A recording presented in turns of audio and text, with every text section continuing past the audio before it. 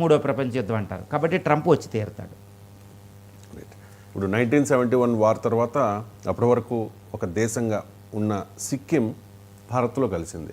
మరి 2025 ఈ యుద్ధం తర్వాత భారత్ తన సైనిక సత్తాను చాటిన తర్వాత భారత్ సరిహద్దును గల చిన్న చిన్న దేశాలు ఏమైనా భారత్లో విలీనమయ్యే అవకాశం కనిపిస్తోందా? అవునండి. సిక్కిం 1975లో భారతదేశంలో అప్పుడు ఒక దేశంగా ఉన్నది భారతదేశంలో ఒక రాష్ట్రంగా వచ్చేసింది. ఇప్పటికి ఇది 1975 అంటే 2025కి ఈ రోజుకి ఇది 50 సంవత్సరాలు పూర్తయింది. సిక్కిం భారతదేశంలో కలిసి అది ఒకప్పుడు ఒక కింగ్డమ్, ఒక రాజు ఉండేవాడు. ఇప్పుడు 1975లో ఒక పెద్ద విచిత్రం జరిగిందనమాట.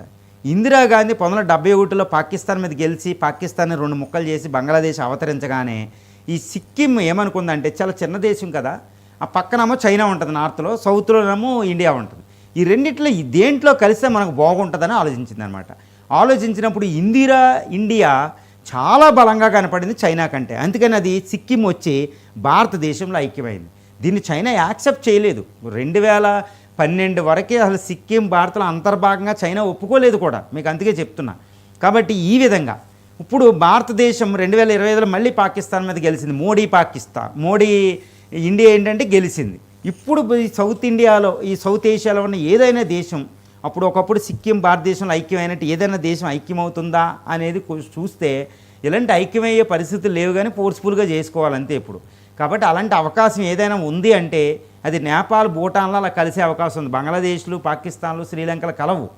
కాబట్టి మనకేంటంటే భూటాన్ కానీ నేపాల్ కానీ భారతదేశంలో ఐక్యమైతే మనకు బాగుంటుంది. ఈ గొడవలు తట్టుకోలేకపోతున్నాం, ఆర్థిక సంక్షోభాలు తట్టుకోలేకపోతున్నాం అనుకుంటే ఈ కింద ఉన్న మాల్దీవులు ఒకటి, లేదా భూటాన్ ఒకటి, లేదా నేపాల్ ఒకటి భారతదేశంలో కలిసే అవకాశం ఉంది. శ్రీలంక కూడా చాలా కలిసే అవకాశాలు చాలా పుష్కలం ఉన్నాయి. శ్రీలంక కలిస్తే ఇంకా మంచిది. ఎందుకంటే రానున్న వచ్చే దశాబ్ద అంటే 2047 అంటే ప్రపంచంలో సూపర్ పవర్ అవ్వబోతుంది ఇండియా. ఇండియా అనేది చాలా వేగంగా అభివృద్ధి చెందుతుంది. ఏ చిన్న దేశం సౌత్ ఏషియాలో కూడా అభివృద్ధి చెందడంలే. ఇండియాలో కలవడం వల్ల ప్రజల జీవన సాఫల్యం పెరిగిపోతుంది, వాళ్ళ పర్ క్యాపిటల్ ఇన్కమ్లు పెరిగిపోతాయి. కాబట్టి ఆ ప్రజలు కూడా ఇండియాలో ఉంటే ఎంత బాగుండని కోరుకుంటున్నారు. ఇప్పుడు పీఓకేలో కోరుకుంటారు లేదా, పీఓకే ప్రజలు ఇండియాలో కావాలని కోరుకుంటున్నారు.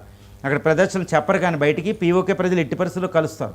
సో ఈ విధంగా వీళ్ళందరూ ఆ పరిపాలన ఫెయిల్డ్ స్టేట్గా ఉన్నాయి కాబట్టి భారతదేశంలో కలిసి సుసంపన్నత వాళ్ళు ఐక్యం చేస్తారు కాబట్టి కలిసే అవకాశాలు పుష్కలంగా ఉన్నాయి. లాస్ట్ టాపిక్ వచ్చేసి కొంతమంది